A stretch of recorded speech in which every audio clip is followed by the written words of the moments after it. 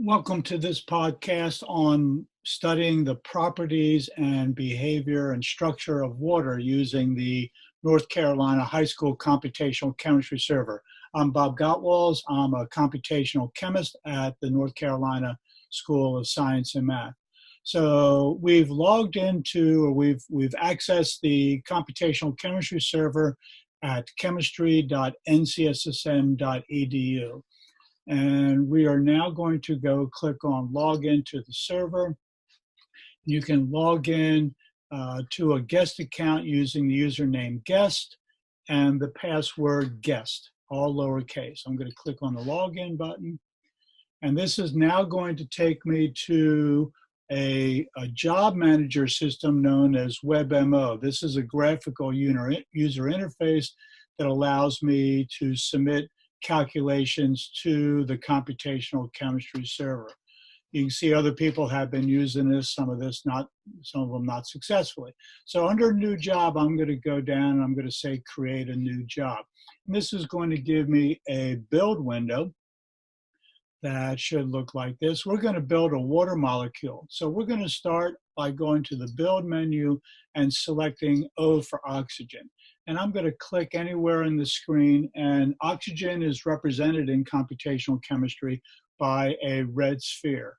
Now, you might think that we need to now go and click on the hydrogens, but it turns out that the server knows how to put hydrogens where they need to go. So under cleanup, there are 4 things that we need to do. We need to add hydrogens. We need to determine what's called the hybridization of the oxygen molecule.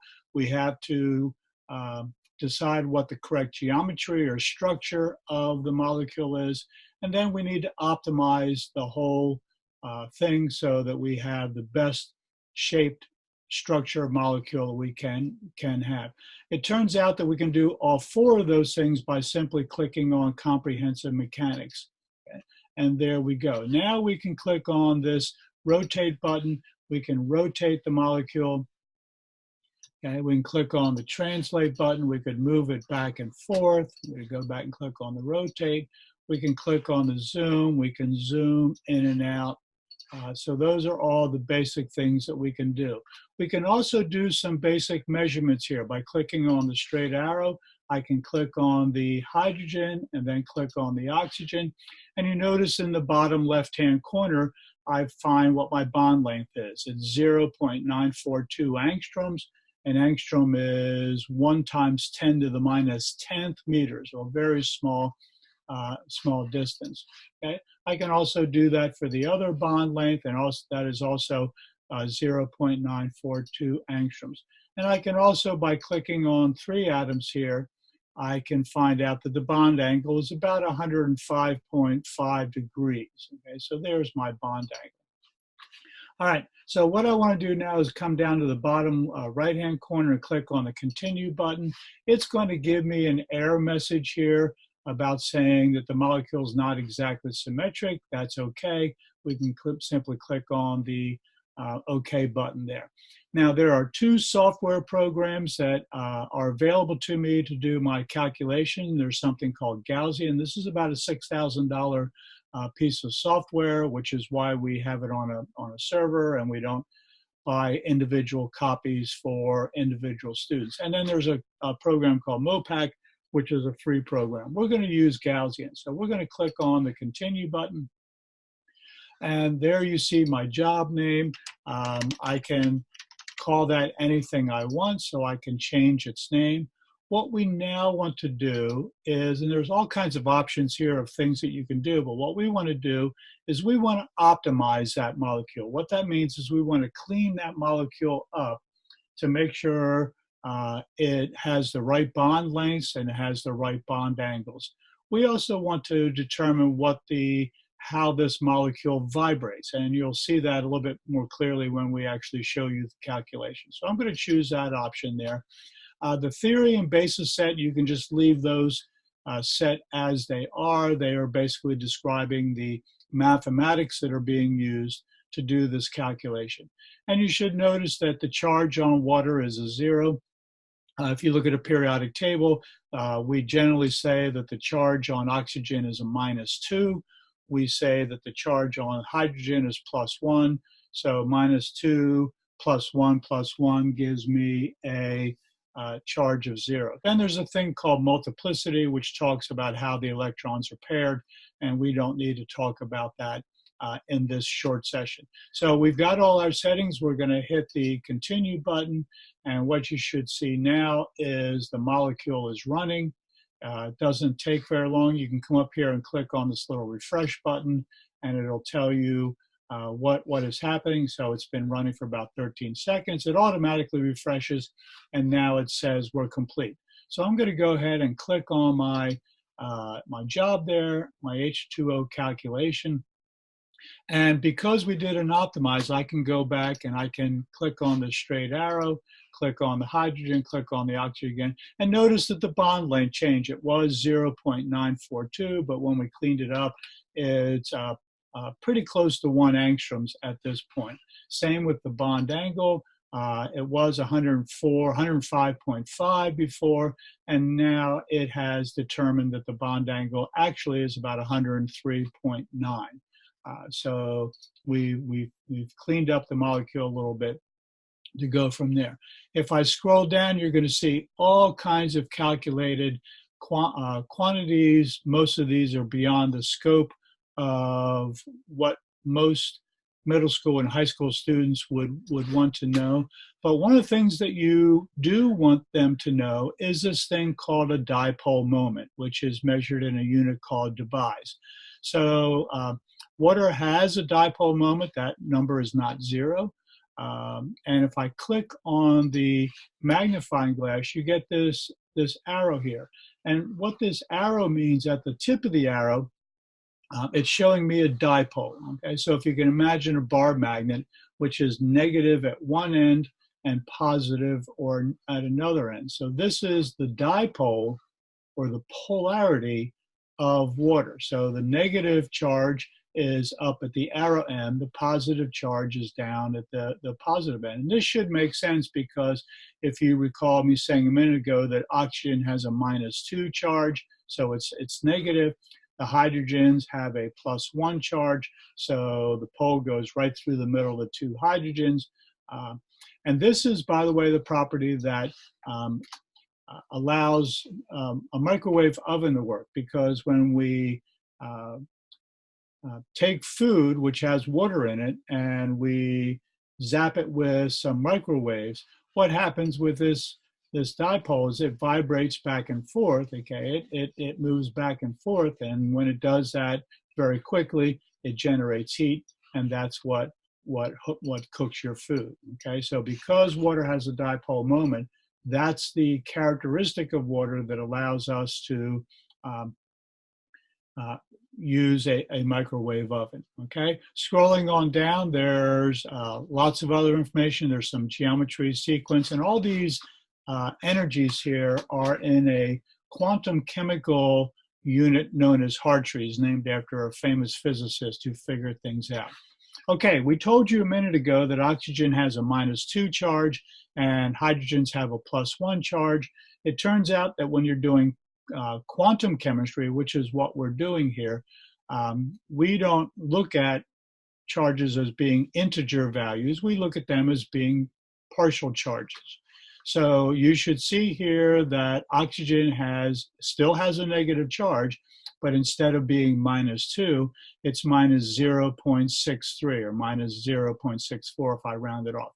And the 2 hydrogens have a partial charge of about 0.32, but if I add these up again, it still comes out to I have a charge of 0. And I can click on this little magnifying glass, and I can see that the red represents a negative charge, and the size of the sphere represents the magnitude of that charge, and the 2 blue spheres represent a positive charge, and again, the size of the spheres represent the magnitude or the size of the charge. So if I were to add all these spheres together, it would come up to be a negative charge. So I can visually see that charge distribution. Okay, the other thing we asked here for is some vibrational frequencies. So if I were to take an infrared spectrophotometer, if I were to shoot the water molecule with an IR amount of energy, water is going to vibrate in 3 different ways. And what's happening here is we're using the 3n minus 6 rule, where n is the number of atoms. So we have 3 atoms, so 3 times 3 is 9, minus 6. That should give me 3 vibrational frequencies. And indeed, I have 3, 1, 2, 3. And each one of these has a frequency at a specific, what they call wave number, which is measured in centimeters to the minus 1. If I click on the magnifying glass, you can, the vector arrows there are showing the direction of the vibration. So the 2 hydrogens are going up. That's not very informative. So if we click on the little movie strip here, you can actually see the water molecule vibrating. It's actually vibrating in all 3 modes at the same time, but we can't see this. In quantum chemistry terms, we call this type of vibration a scissoring, and that's actually the name we use. And I think you can understand why we call this a scissoring. Okay, scrolling on down, if I click on the next vibration, this is called a stretching vibration. And I think you can understand why we call it stretching. This particular stretching is called symmetric stretching. That's because the stretching is happening the same with both the hydrogen-oxygen bonds there. And if I click on the third one, this is called asymmetric stretching because the bonds are stretching differently. They're stretching asymmetrically, but they're still stretching. And if I were to finally scroll down and click on this thing called an IR spectra, it gives me this graph here where I have energy plotted in wave numbers, which is centimeters to the minus 1. And on the y-axis, I have the intensity. And these IR spectra are what's known as fingerprints. So if I were to take an IR spectrum of a water molecule and I would see this this graph here, I could immediately tell you that this is a water molecule. So that's one of the ways that we can identify what molecules are. We take an IR spectra, we put it in an IR spectrophotometer, shoot infrared light at it, and it gives us this graph, and then we can identify what the compound is. That's what we use in forensic science when we're trying to figure out what molecules are in some particular sample. Okay, I'm going to go back to my job manager now by clicking on the job manager button over here. I'm going to click on my calculation again, and I'm going to do a different run now. So I'm going to come down here. I don't have to build the model again, but I'm going to say new job using this geometry. Okay, it's going to give me this build window again, so I could do some stuff, but I don't need to. I'm going to continue to the next window. I'm going to use Gaussian again.